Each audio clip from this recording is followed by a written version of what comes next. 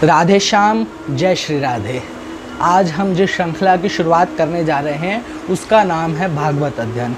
भागवत वह महापुराण है जो शब्द ब्रह्म के रूप में साक्षात परमेश्वर अनंत कोटि ब्रह्मांड नायक स्वयं श्री कृष्ण ही विराजमान है। जो महापुराण हमको श्री व्यास देव जी की कृपा से प्रदान हुआ। व्यास देव जी ने अनेकों ग्रंथ और अनेकों पुराण लिखे, वेदों का विस्तार किया, 4 भागों में वेदों को विभाजित करके वेदों का विस्तार किया, इसलिए ही उनका नाम व्यास पड़ा। और व्यासदेव इतना सब करने के बावजूद भी उनको एक संतुष्टि महसूस नहीं हो रही थी। तब भगवान की दिव्य प्रेरणा से उनके पास श्री नारद जी आए और नारद जी ने उनको उपदेश किया कि तुम भगवान की दिव्य लीलाओं को संग्रह करके एक पुराण के रूप में विराजमान करो। और फिर भगवान की ही प्रेरणा से, क्योंकि नारद जी भी स्वयं भगवान के 24 अवतारों में से, भागवत में ही वर्णन मिलेगा कि नारद जी भी 24 अवतारों में से भगवान के, नारद जी भी एक हैं और भगवान के 24 अवतारों में से श्री व्यासदेव जी भी हैं। तो स्वयं भगवान की ही इच्छा हुई कि जो भगवान की दिव्य लीला है वो कलयुग के पतित जीवों तक पहुंच सके। और फिर व्यास देव जी ने इस महापुराण की रचना करी। और इस महापुराण का पहला श्लोक है जिसमें श्री व्यासदेव जी लिखते हैं, हे प्रभु, हे वासुदेव पुत्र श्री कृष्ण, हे सर्वव्यापी भगवान, मैं आपको सादर नमस्कार करता हूँ। मैं भगवान श्री कृष्ण का ध्यान करता हूँ क्योंकि वे परम सत्य हैं।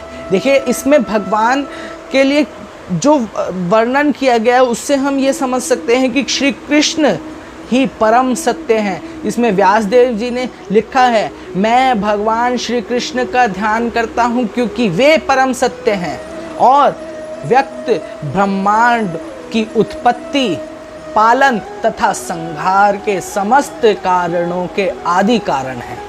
वे प्रत्यक्ष तथा अप्रत्यक्ष रूप से सारे जगत से अवगत रहते हैं और वे परम स्वतंत्र हैं। भगवान श्री कृष्ण ही इस पूरे ब्रह्मांड में विराजमान हैं और उनमें सारे ब्रह्मांड विराजमान हैं। वो इन ब्रह्मांडों से, इन समस्त ब्रह्मांडों से जुड़े होते हुए भी इसमें वास भी कर रहे हैं और इससे अलग भी हैं।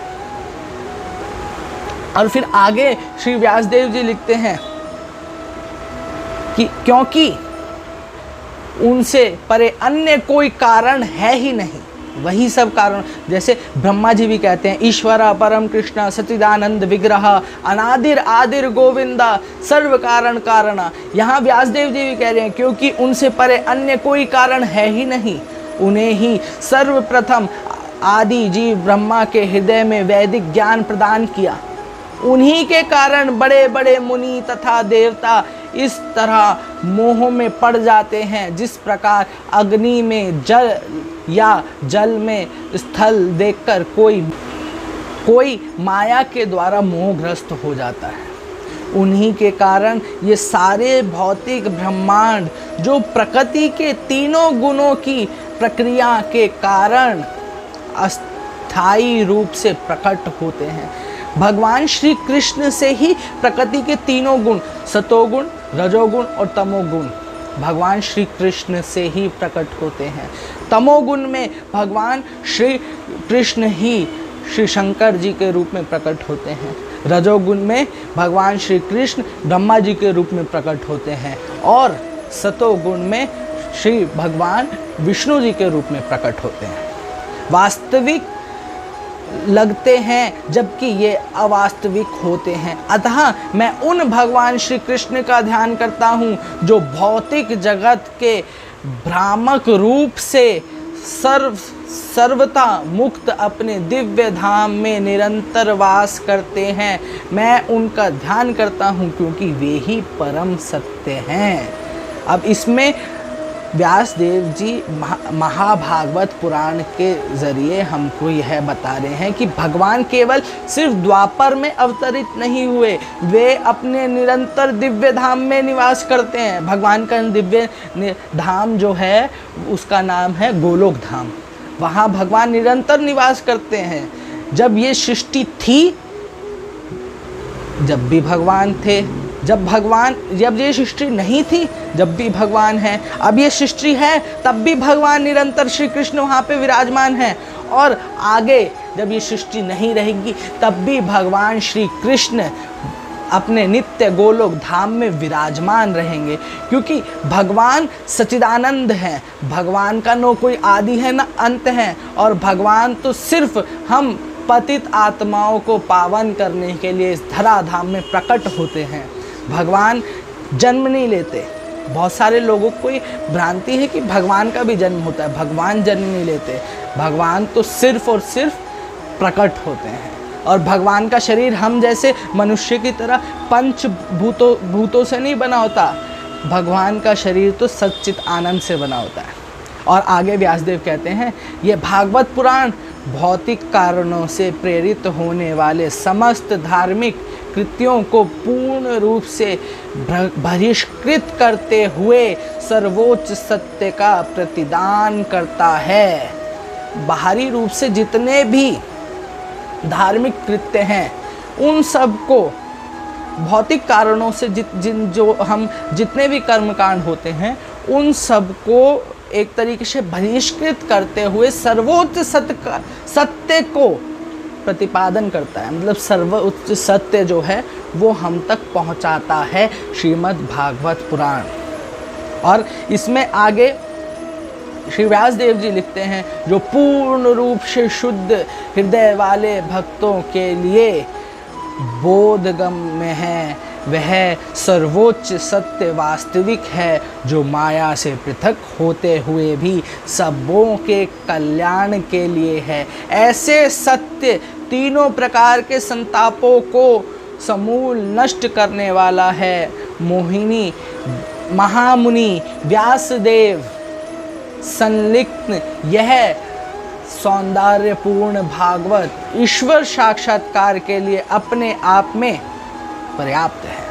तो फिर अन्य किसी शास्त्र की क्या आवश्यकता। जैसे जैसे कोई ध्यान पूर्वक तथा विनती भाव से भागवत संदेश को सुनता है, वैसे वैसे ज्ञान के इस संसार से उसके हृदय में परमेश्वर स्थापित हो जाते हैं। अब आप इसमें देखिए कि महापुराण श्रीमद् भागवत गीता को मात्र सुनने और पढ़ने से, उसका अध्ययन करने से ही अनंत कोटि ब्रह्मांड नायक स्वयं श्री कृष्ण हृदय पटल पे प्रकट हो जाते हैं, हमारे मस्तक में प्रकट हो जाते हैं, हमारे नेत्रों में प्रकट हो जाते हैं। रोम रोम में हमारे श्री कृष्ण और श्री कृष्ण और श्री कृष्ण ही गुंजमाए होता है। हम जिस भी वस्तु को देखते हैं फिर हमको श्री कृष्ण दिखाई देते हैं।